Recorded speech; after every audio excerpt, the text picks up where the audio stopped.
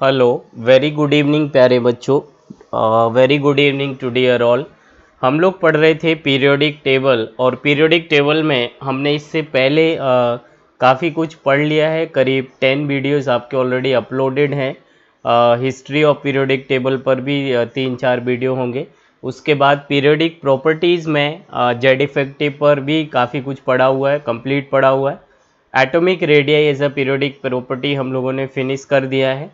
Now we'll move to the next atomic properties, periodic properties, not atomic property। Atomic radius हम लोगों ने एक periodic property finish किया है। इससे पहले Z effective, finding of period, block, group of an element, ये सारा कुछ। सो फर्स्ट 4 टॉपिक हम लोग फिनिश कर चुके हैं।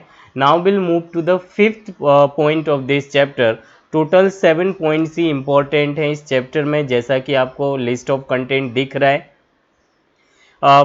पीरियोडिक प्रॉपर्टी की बात करें तो जो प्रॉपर्टीज़ पीरियोडिक टेबल में डिफ़र करती हैं लेफ़्ट टू राइट और डाउन टू द ग्रुप, उसमें third Z effective, atomic radius, ionization, electron affinity और इलेक्ट्रोनेगेटिविटी। तो ये 4-5 प्रॉपर्टीज़ हैं पीरियोडिक टेबल की, वो हमें पढ़नी है, जिसमें हम 2 फिनिश कर चुके हैं। Now move to the third property.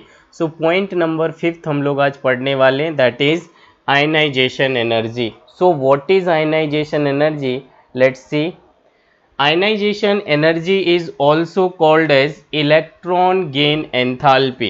Ionization energy का अपना दूसरा नाम है इलेक्ट्रॉन गेन एंथैल्पी, और हम इसको आयनाइजेशन पोटेंशियल भी बोलते हैं। सो आयनाइजेशन एनर्जी बोले या इलेक्ट्रॉन गेन एंथैल्पी बोलिए, या फिर आप इसको आयनाइजेशन पोटेंशियल बोलिए, तीनों ही एक ही मतलब है।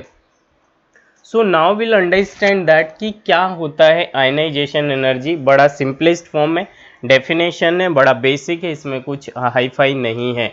आयनाइजेशन एनर्जी की अगर मैं आपसे बात करूं, सो ये रहेगा कि the minimum amount of energy required to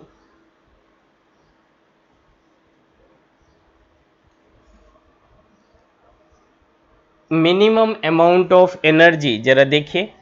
सो किसी एटम में से, किसी गैसियस एटम में से, आउटर मोस्ट सेल में से इलेक्ट्रॉन को निकालने में जो एनर्जी आपको देनी पड़ती है, लेट से ये इलेक्ट्रॉन है, ये आउटर मोस्ट सेल है, इस इलेक्ट्रॉन को इस सेल से, इस एटम से बाहर निकालने में जो एनर्जी आपको देनी पड़ती है, that is ionization energy.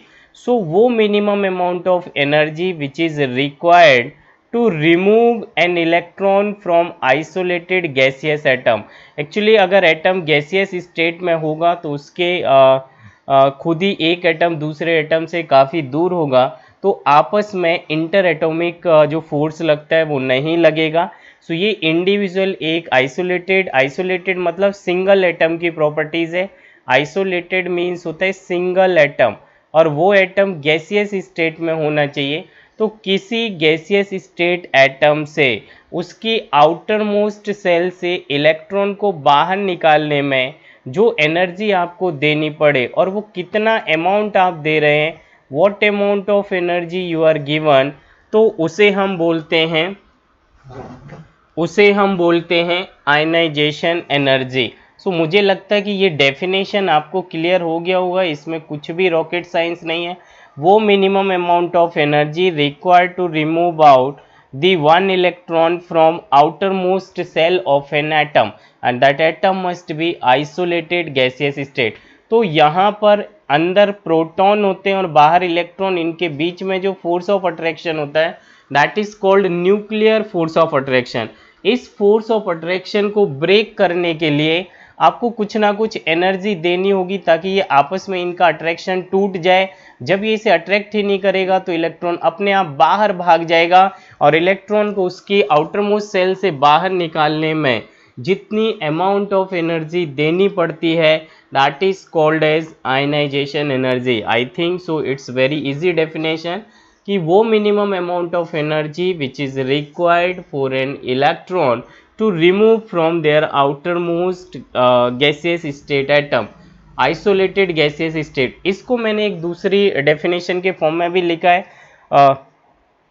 ionization energy or the energy is used, cursor is here, okay, so this is one more definition और करके आप लिखें, the energy which is used to break the force of attraction between nucleus and the outermost valence shell electron, outermost valence shell electron और nucleus के बीच में जो force of attraction लग रहा है, उस अट्रैक्शन को ब्रेक करने के लिए जो अमाउंट ऑफ एनर्जी आप दोगे, ब्रेक करने के लिए जो अमाउंट ऑफ एनर्जी आप दोगे, that is called as ionization energy.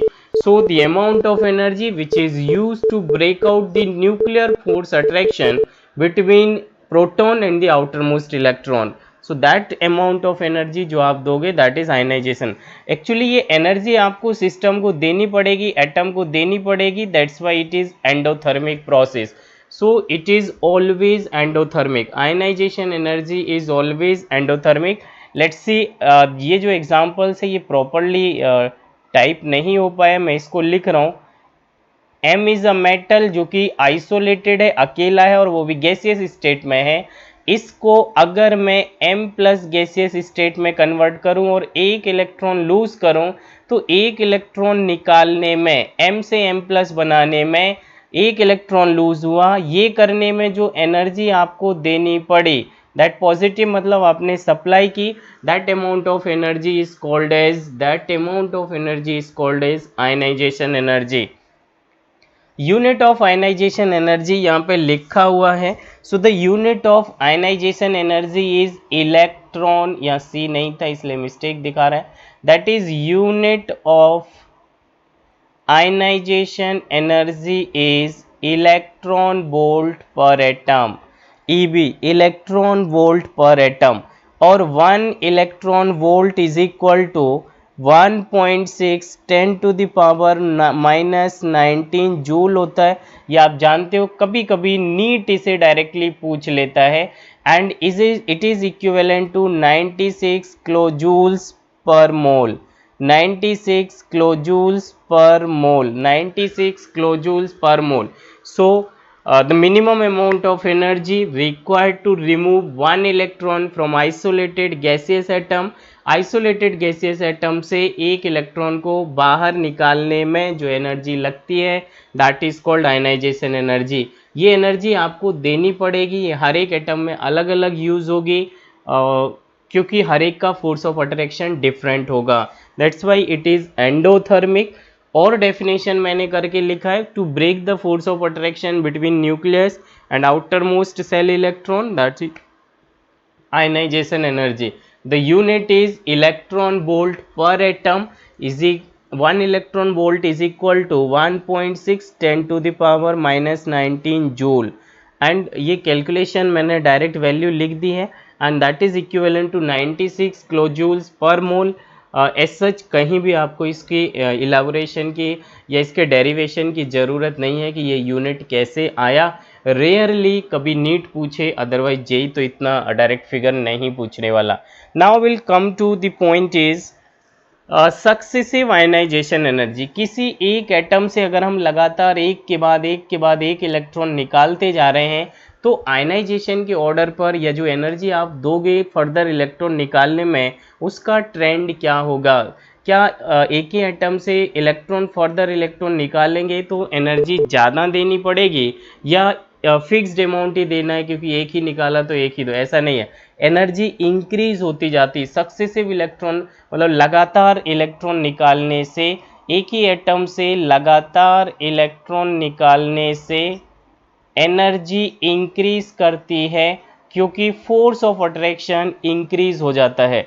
Let's see example लिखा, M गैसियस एटम है, कुछ आयनाइजेशन एनर्जी लगा M1, तो यहाँ से M change to M plus gaseous, एक इलेक्ट्रॉन.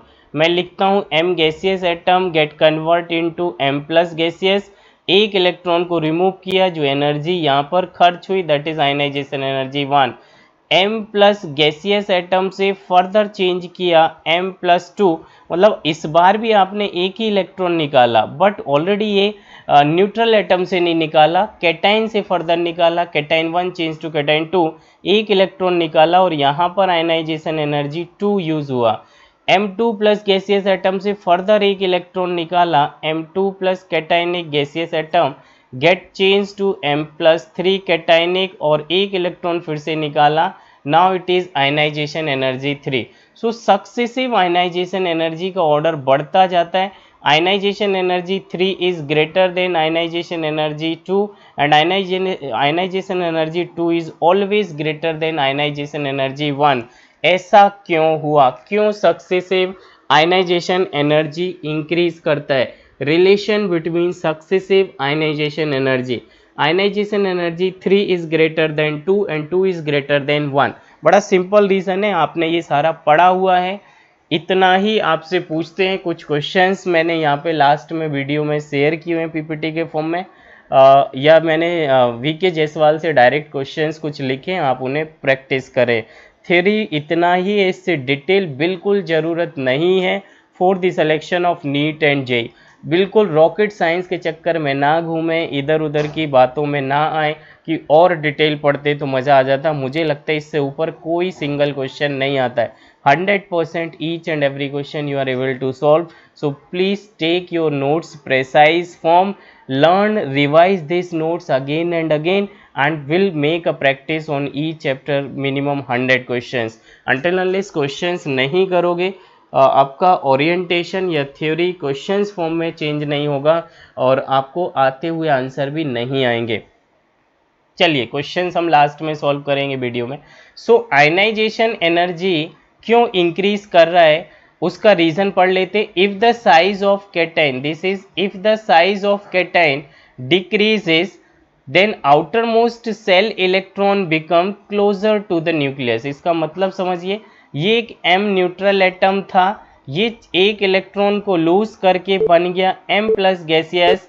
तो यहाँ मान लो कि अगर ये सोडियम ही होता तो एटॉमिक नंबर 11 था 281, 3 सेल थी, एक इलेक्ट्रॉन निकाल दिया, now it is Na plus और यहाँ पर ये 10 के जैसा बिहेव कर रहा है और यहाँ पे केवल 2 ही सेल बचा है। तो पहले यहाँ पर first shell nucleus, then first shell, second shell, third shell, तो यहाँ पर आउटर मोस्ट इलेक्ट्रॉन था, लेकिन ये डिस्टेंस दूर था तो न्यूक्लियस का इलेक्ट्रॉन पर अट्रैक्शन कम होगा।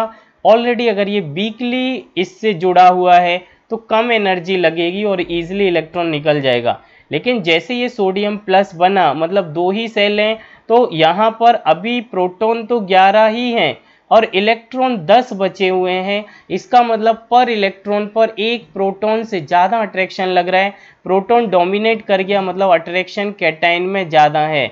Na प्लस में अट्रैक्शन ज़्यादा है, अगर अट्रैक्शन ज़्यादा है तो ये साइज डिक्रीज कर जाएगी, तो यहाँ से फर्दर इलेक्ट्रॉन को निकालना डिफ़िकल्ट होगा। सो जैसे ही वो कैटाइनिक फॉर्म में आ जाता है, न्यूट्रल एटम और कैटाइनिक फॉर्म की बात करें तो कैटाइन में more attraction power toward the nucleus होने की वजह से उसकी साइज श्रिंक कर जाती, छोटी कर जाती है। इसका मतलब force of attraction between nucleus and the outer most electron in cation is higher than their neutral stage. तो अगर अट्रैक्शन ज़्यादा है तो उसको तोड़ने के लिए, उस अट्रैक्शन को तोड़ने के लिए आपको ज़्यादा से ज़्यादा एनर्जी भी देनी पड़ेगी और जितनी ज़्यादा एनर्जी दोगे उतना ज़्यादा उसकी आयनाइजेशन एनर्जी होगी। So as the second point, मुझे लगता है फर्स्ट पॉइंट जो मैंने बोला वो आपको समझ आया होगा कि कैटाइन की साइज डिक्रीज हो जाती है तो वो कैटाइन न्यूक्लियस की तरफ, न्यूक्लियस और प्रोटॉन और outer most electron in the cation is more attracted between each other, एक दूसरे को ज़्यादा खींचते हैं, तो वहाँ पर इलेक्ट्रॉन को फर्दर निकालना टफ होता, आपको उतनी एनर्जी नहीं दें। मान लो कि सोडियम में यहाँ इलेक्ट्रॉन को निकालने में 10 किलो कैलोरीज पर मोल या पर इलेक्ट्रॉन यूज़ हो रहा है या 10 किलो जूल्स पर मोल यूज़ हो रहा, तो यहाँ पर समवॉट 15 किलो जूल्स यूज़ होगा। एक इलेक्ट्रॉन अभी भी निकाला लेकिन एनर्जी बढ़ गई क्योंकि force of attraction between proton और इलेक्ट्रॉन इंक्रीज हुआ। दूसरे उसी रीजन को मैंने कंटिन्यू किया, as the size of cation decrease हो जाता है then the outer most shell become more closer to the nucleus. Ionization energy increase करता है कैटाइन्स में because decrease the size of atom, because decrease ionization energy increase if the size of cation decrease then outermost cell electron become more closer। ठीक है, statement बराबर correct था। As the size of cation decrease करता है then outer most shell become more closer to the nucleus. So attraction increase करता है, जो statement थे जो लिखा है मैंने सारा बोल दिया है। Then more and more amount of energy is required to remove the electron. So ऐसा क्यों हुआ, let's see. Because size decrease कर गया, so outer electron become more closer to the nucleus. यहाँ पर ये कैटाइन था, अगर ये कैटाइनिक फॉर्म में रहेगा तो न्यूक्लियस और आउटर मोस्ट के बीच अट्रैक्शन ज़्यादा मतलब ये पहले इधर होना चाहिए, कुछ खिंच के आगे की साइड चला गया तो more closer to the nucleus हो गया। So attraction of the nucleus and outer most electron increase कर जाता है अगर वो कैटाइन में चेंज हो गया, और ऑब्वियसली कैटाइन बढ़ा तो साइज डिक्रीज, और साइज डिक्रीज मतलब आयनाइजेशन एनर्जी इंक्रीज। मैं एक बार तीनों पॉइंट को रफली यहाँ पे यूज़ कर दूँ। ये सोडियम था 11 एटॉमिक नंबर 281, न्यूक्लियस ये है 1 2 3, आउटर मोस्ट इलेक्ट्रॉन के बीच में 3 सेल मतलब 3 सेंटीमीटर का डिस्टेंस है, और एनर्जी मान लो 10 किलोजूल्स पर इलेक्ट्रॉन लग रही है, एक इलेक्ट्रॉन को निकालने में इतना। जैसे ये सोडियम से सोडियम प्लस में चेंज हुआ और एक इलेक्ट्रॉन निकाल देता है, तो यहाँ पे ये 10 बचा होगा तो ये 2 8 है, इसका मतलब ये न्यूक्लियस। देन यहाँ पे 2 ही सेल बची हैं। अब यहाँ से ये कैटायनिक फॉर्म में है, कैटायनिक फॉर्म में है तो यहाँ डिस्टेंस घट गया ना। देखिए यहाँ पे 2 सेल तो 2 सेंटीमीटर का डिस्टेंस है न्यूक्लियस और आउटर मोस्ट इलेक्ट्रॉन, तो अट्रैक्शन ज़्यादा है। प्रोटॉन अभी भी 3 है और इलेक्ट्रॉन 2 हैं, तो ज़्यादा प्रोटॉन है मतलब अट्रैक्शन टुवर्ड द प्रोटॉन जा रहा है, तो साइज डिक्रीज कर रहा होगा। और साइज डिक्रीज करने की वजह से अट्रैक्शन पावर इंक्रीज हो गया, अट्रैक्शन इंक्रीज हो गया तो इसको तोड़ के फर्दर इलेक्ट्रॉन निकालने के लिए Na से Na+1 से Na2+ बनाने में, फर्दर इलेक्ट्रॉन निकालने में डबल एनर्जी यूज होगी। खैर Na+2 एग्जिस्ट नहीं करता और बनता भी नहीं है, आपके लेवल से तो नहीं बनता। पीएचडी में एक एग्जाम्पल है भैया, मैं नहीं चाहता कि मैं शेयर करूं आपके साथ, बट हाँ आप यही बोलो कि Na+2 नहीं बनता है, नहीं बनता है, दैट्स ऑल। सो यहाँ पर रीज़न ये था कि साइज डिक्रीज हो जाती कैटाइन में, अट्रैक्शन पावर इंक्रीज हो जाता है, प्रोटॉन के नंबर इलेक्ट्रॉन से ज़्यादा हो जाते हैं, और ऐसे केस में जो फर्दर इलेक्ट्रॉन कैटाइन से कैटाइन 2+ बनाने में एक्स्ट्रा एनर्जी देनी पड़ेगी। मुझे लगता है ये आपको समझ आया होगा। सो जरा देखिए इधर क्या लिखा हुआ है, मैं एक पीपीटी यूज करूं, blank PPT, okay, next pen use किया, दैट्स ऑल। सो देखिए जरा इधर ये क्या लिखा हुआ है, एक एग्जाम्पल लिखा हुआ था। अगर मैं साइज के ऑर्डर की बात करूं, साइज के ऑर्डर की बात करूं, साइज के ऑर्डर की बात करूं, इसे फिर से प्रॉपर लिखूं, ऑर्डर ऑफ साइज और साइज के ऑर्डर की बात करूं तो ये M+3 गैसियस स्टेट है, 3 इलेक्ट्रॉन 3 बार कैटाइन बना, साइज छोटी। ये M+2 गैसियस कैटाइन है, थोड़ी बड़ी, और M+ कैटाइन की साइज और बड़ी। तो यहाँ से एक इलेक्ट्रॉन निकाला, इसमें से फर्दर निकाला +2 बना, फर्दर निकाला +3 बना, मतलब 3 सेल गायब हो गई, मतलब न्यूक्लियस के बिल्कुल पास पहुँच गया। तो न्यूक्लियस के पास जाना, अगर ये न्यूक्लियस के पास पहुंचा इसका मतलब अट्रैक्शन ज़्यादा, और उस हाईली अट्रैक्टेड न्यूक्लियर फोर्स से फर्दर इलेक्ट्रॉन निकालने में आयनाइजेशन एनर्जी बहुत ज़्यादा देनी होगी। So order of ionization energy सबसे ज़्यादा होगी M3+ गैसियस, उससे थोड़ी कम होगी M+2 गैसियस, और सबसे कम होगी M+ गैसियस, क्योंकि इसकी साइज़ बड़ी है, और साइज़ बड़ी है तो आयनाइजेशन एनर्जी कम लगेगी। इसका मतलब the size ionization energy is inversely proportional, आप इसे ऐसा नोट पॉइंट याद रखें, ionization energy is inversely proportional to size of cation, size of cation. Cation की साइज जितनी बड़ी होगी, कैटाइन की साइज जितनी छोटी होगी, आयनाइजेशन एनर्जी उतनी ज़्यादा, कैटाइन छोटा आयनाइजेशन एनर्जी ज़्यादा, कैटाइन की साइज बड़ी आयनाइजेशन एनर्जी कम। सो ये बड़ा क्लियरली आपको समझ आया होगा। I recall all the thing once again. हमने पढ़ा definition, minimum amount of energy जो कि किसी outer most electron, isolated gaseous atom के आउटर मोस्ट इलेक्ट्रॉन से, आउटर मोस्ट सेल से एक इलेक्ट्रॉन को निकालने में एनर्जी खर्च होती है, देनी पड़ती है, इस आयनाइजेशन एनर्जी। ये डिपेंड करता है कि वो एटम में कितना ज़्यादा अट्रैक्शन फोर्स है, तो उस अट्रैक्शन फोर्स को ब्रेक करने में अलग अलग एनर्जी लगती है, इसलिए हर एक एटम की आयनाइजेशन एनर्जी की वैल्यू अलग अलग होती है। एनर्जी आपको देना पड़ता है प्रोटॉन और इलेक्ट्रॉन के फोर्स को ब्रेक करने में, इसलिए ये एंडोथर्मिक प्रोसेस होता है, एंडोथर्मिक रिएक्शन है। इसकी जो एनर्जी यूज़ है उसे हम इलेक्ट्रॉन वोल्ट बोलते हैं, या यूनिट है उसे हम इलेक्ट्रॉन वोल्ट बोलते हैं। That is equal to 1.6 10⁻⁹ kilo joules per mole और पर एटम और पर इलेक्ट्रॉन, जो भी मैंने आपको बताया। So that is 96 kilo joules per mole, isn't. यहाँ तक हम लोगों ने पढ़ा, फिर सक्सेसिव आयनाइजेशन पढ़ा, और इसके बाद successive ionization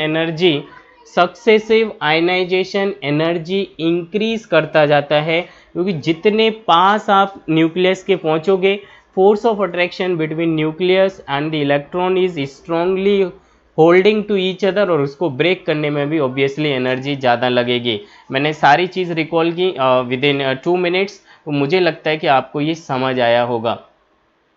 Now we'll move to that factor affecting the ionization energy. Ionization energy को कौन कौन से फैक्टर अफेक्ट करते हैं? केवल 3 ही फैक्टर्स हैं जो आयनाइजेशन एनर्जी को अफेक्ट करते हैं। दैट इज जेड इफेक्टिव, दूसरा हाफ फील्ड और फुली फील्ड स्टेबिलिटी, और तीसरा सबसेल और penetration power of an subshell, या फिर आप बोलो इलेक्ट्रॉन कहाँ से निकाल रहे, type of electron which is remove, S orbitals S subshell से निकाल रहे, पी सबसेल से इलेक्ट्रॉन निकाल रहे, डी और एफ से निकाल रहे। सो कितने फैक्टर्स हैं जो आयनाइजेशन एनर्जी को अफेक्ट करते हैं? Only 3 factor. First is Z effective, दूसरा फैक्टर है जेड इफेक्टिव बोलिए या साइज ऑफ एटम और आयन बोलिए, जेड इफेक्टिव और size of atom of ion. अगर एटम या आयन की साइज छोटी है, मतलब प्रोटॉन और आउटर मोस्ट इलेक्ट्रॉन के बीच में अट्रैक्शन ज़्यादा है, तो उसकी साइज ऑब्वियसली छोटी ही है। Higher the Z effective, smaller will be the size of atom और आयन। ये पढ़ लिया है हमने, सारा कुछ जेड इफेक्टिव डिटेल में पढ़ा हुआ है। दूसरा फैक्टर जो आयनाइजेशन या जो प्रोटॉन और इलेक्ट्रॉन की अट्रैक्शन पावर को ब्रेक करने में यूज होता है, that is called half filled और fully filled stability. Half filled and fully filled stability, fully filled stability. और तीसरा फैक्टर है कि इलेक्ट्रॉन आप किस ऑर्बिटल से निकाल रहे, एसपीडीएफ, एस का पेनिट्रेशन पावर ज़्यादा, मतलब वो न्यूक्लियस के ज़्यादा करीब रहता है, न्यूक्लियस से ज़्यादा अट्रैक्टेड रहता है, न्यूक्लियस की तरफ रहता है, न्यूक्लियस से झुका रहता है, तो वहाँ से इलेक्ट्रॉन निकालने में एनर्जी ज़्यादा देनी पड़ेगी। एस से इलेक्ट्रॉन निकालना energy maximum compare to P, P से ज़्यादा है, डी से ज़्यादा पी की, और डी की ज़्यादा होगी एफ से। नाउ विल स्टार्ट सीक्वेंसली, बड़ा इजी है और इसमें ऐसा कुछ भी रॉकेट साइंस नहीं है। देन जेई और नीट आपसे क्या पूछते हैं? केवल trend of ionization energy along the period, along the group, और कुछ एक्सेप्शन जो आपसे जेई वाले पूछते हैं।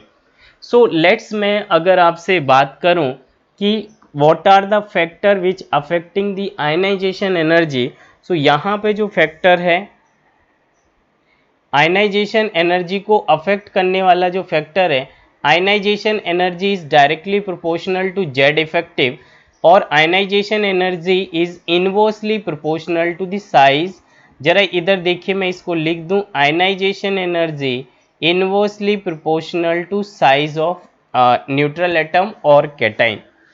अब मैंने ये क्या लिख दिया, इसमें कोई रॉकेट साइंस नहीं है, यही स्टेटमेंट जस्ट पीछे बोलता आया हूँ कि अगर कैटाइन की साइज छोटी होगी या किसी न्यूट्रल एटम की साइज छोटी होगी, तो न्यूक्लियस के प्रोटॉन और आउटर मोस्ट इलेक्ट्रॉन के बीच में अट्रैक्शन ज़्यादा होगा। अट्रैक्शन ज़्यादा होगा मतलब जेड इफेक्टिव ज़्यादा होगा, और जेड इफेक्टिव ज़्यादा होगा तो फोर्स ऑफ अट्रैक्शन दोनों के बीच ज़्यादा है, तो उसको ब्रेक करने के लिए एनर्जी ज़्यादा देनी होगी। तो ये इन्वर्सली का मतलब समझें ज़रा, इसमें घूम ना जाए कि क्या बोल दे रहा हूँ। Cursor is here. साइज अगर छोटी है, कम है, छोटी साइज है, मतलब attraction of proton and electron strongly है, तो इसको ब्रेक करने में एनर्जी ज़्यादा देनी होगी, तभी ये इलेक्ट्रॉन यहाँ से छूट के भागेगा। छोटी साइज में, स्मॉलर साइज में अट्रैक्शन बिटवीन इलेक्ट्रॉन प्रोटॉन ज़्यादा होगा, इसी की वजह से साइज छोटी है। साइज छोटी है तो अट्रैक्शन ज़्यादा है, इसको तोड़ के इलेक्ट्रॉन को बाहर निकालने में एनर्जी ज़्यादा देनी होगी। साइज कम, एनर्जी ज़्यादा। मुझे लगता है समझ आया होगा। सो आयनाइजेशन एनर्जी एक बार पढ़ देता हूँ, inversely proportional to the size. Size अगर बड़ी होगी तो अट्रैक्शन, मान लो कि ये प्रोटॉन है और इलेक्ट्रॉन कुछ यहाँ घूम रहा है, इस इलेक्ट्रॉन का, ये खुद ही 10 सेंटीमीटर का डिफरेंस है, मतलब इन दोनों के बीच अट्रैक्शन कम है, ये खुद ही अपने आप भाग सकता है, तो थोड़ी सी एनर्जी देते ही इलेक्ट्रॉन निकल जाएगा। तो साइज ज़्यादा होगी, बड़ी होगी, तो इलेक्ट्रॉन ईजिली निकल जाएगा, अपनी दम पे निकलने की कोशिश कर सकता है, तो आपको एनर्जी कम देनी होगी। सो that is called inversely proportional. Smaller the force of attraction, make it correct, smaller the force of attraction on the electron, then easily electron remove with the minimum amount of energy। ये point larger size के लिए था। Size अगर larger होगी तो smaller force of attraction होगा between proton या nucleus और outer most electron, so electron can be remove easily with the less amount of energy. So ये पॉइंट आपको समझ आया। जेड इफेक्टिव ज़्यादा, आयनाइजेशन एनर्जी ज़्यादा। साइज छोटी, आयनाइजेशन एनर्जी ज़्यादा। साइज बड़ी, ionization energy come.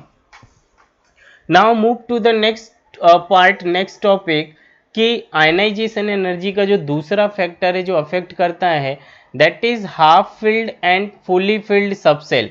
Half filled and fully filled subshell are more stable than partially filled. Half filled और fully filled subshell, half filled subshell की बात करें या फुली फिल्ड सबसेल की बात करें, half filled and fully filled subshells are more stable, क्योंकि उसमें पेयरिंग एनर्जी मिनिमम होती है। अगर एनर्जी उसमें इक्वल है तो मोर स्टेबल होते हैं, तो वहाँ से remove of electron, stable form से इलेक्ट्रॉन निकालना डिफिकल्ट होता है। So ionization energy is more. Half filled and fully filled electron, fully filled stable form से इलेक्ट्रॉन निकालना little bit difficult than partially filled orbitals, जो SPDF आप filling करोगे। So ionization energy in half filled and fully filled is increases. Now तीसरा factor जो था ionization energy को affect करता था, that is penetration power of subshell. ये न्यूक्लियस के ज़्यादा करीब होता है, न्यूक्लियस के करीब होता है, और ये न्यूक्लियस से बहुत दूर होता है। अगर ये न्यूक्लियस से बहुत दूर होता है तो न्यूक्लियस का और F सबसेल के इलेक्ट्रॉन का अट्रैक्शन ऑलरेडी कम ही है। अगर इनका अट्रैक्शन पहले से ही कम है, इनका अट्रैक्शन पहले से ही कम है, अट्रैक्शन अगर कम है तो एनर्जी भी कम लगेगी, ईजिली इलेक्ट्रॉन निकाल सकते। सो अगर मैं बोलूँ कि ये न्यूक्लियस है तो ये पहला ही सेल S सब सेल होता है, तो देखिए न्यूक्लियस और पहली सेल के बीच में डिस्टेंस कम है, लेट्स से 0.1 सेंटीमीटर का डिफरेंस है, तो ये ईजिली इसको अट्रैक्ट करेगा, हाईली अट्रैक्ट करेगा। तो फिर S सब सेल से अंदर से इलेक्ट्रॉन निकालने में एनर्जी आपको ज़्यादा देनी पड़ेगी, ज़्यादा देनी पड़ेगी। सो जितना ज़्यादा न्यूक्लियर फोर्स अट्रैक्शन होगा एनर्जी उतनी ज़्यादा देनी होगी। पेनिट्रेशन पावर ये आपने पढ़ लिखा है, S का ज़्यादा देन P, और P का ज़्यादा D से और D का ज़्यादा F से। So S shell is more closer to the nucleus than P। So more closer होने की वजह से मोर न्यूक्लियर फोर्स अट्रैक्शन होता है, और P is more closer than D, और D और more closer than F subshell होता है। Higher the penetration power of an orbital, more energy will be required to remove the electron। Then ionization energy is also depend, ये और करके एक point लिखा हुआ था, ionization energy is also depend on the type of electron which is remove. अगर S से electron निकल रहा आयनाइजेशन एनर्जी ज़्यादा, अगर P से निकल रहा थोड़ा कम, D से निकल रहा और कम, F से और कम। लेकिन ये तभी अप्लाई करना है जब n सेल नंबर सेम हो। मान लो 3s से निकालना है, 3p से निकालना है, तो 3p से इलेक्ट्रॉन ईजिली निकलेगा, 3s से नहीं। लेकिन अगर 3s से निकालना हो और 4d से निकालना हो, तब आप यहाँ पर n अगर डिफरेंट है तो आप ये देखोगे कि जो न्यूक्लियस के पास होगा उससे इलेक्ट्रॉन डिफिकल्ट निकलेगा। या मैं इसको और एग्जांपल्स के साथ लिखूं, मान लो आप 3d से निकाल रहे हैं और 4s से निकाल रहे हैं, तो 3d और 4s तो ये बराबर नहीं बैठ पा रहा है, इसको 5s बोल देता हूँ, अब कोई कन्फ्यूज़न कभी नहीं आ पाएगा। उसका गैलियम का कॉन्फ़िगरेशन हो गया था वो, और गैलियम में साइज़ डिक्रीज़ हो जाती है, दैट इज़ डी कॉन्ट्रैक्शन, पढ़ा दिया गया, एक बार रिवाइज करें। तो इस बार जो प्रिंसिपल क्वांटम नंबर छोटा है वो न्यूक्लियस के पास है, उससे इलेक्ट्रॉन निकालना डिफिकल्ट, मतलब उसकी आयनाइजेशन एनर्जी ज़्यादा। अब डी की ज़्यादा है एस से, तो ऐसा मत बोलना कि आप तो पढ़ा रहे एस की ज़्यादा होती है। जब प्रिंसिपल क्वांटम नंबर सेम हो और टाइप ऑफ ऑर्बिटल्स आप, टाइप ऑफ सबसेल्स आप चेक करते हैं, तो अगर 3s और 3p के इलेक्ट्रॉन में से कौन जल्दी निकाल देगा, p का इलेक्ट्रॉन जल्दी निकालेगा, क्योंकि 3s न्यूक्लियस के ज़्यादा पास है, तो न्यूक्लियस के टूवर्ड होने की वजह से अट्रैक्शन ज़्यादा तो एनर्जी भी ज़्यादा लगेगी। So these are the only three factors which affect this. So till today we complete this theoretical part. Tomorrow we will see the trend of ionization energy in periodic table. So periodic trend of ionization energy हम कल पढ़ेंगे। सारा कुछ पढ़ा हुआ है, बड़ा simple theoretical portion है। So thank you so much, thanks to all, please watch it, subscribe it, it is available on my channel Chemistry Easy by Naresh. Thank you so much.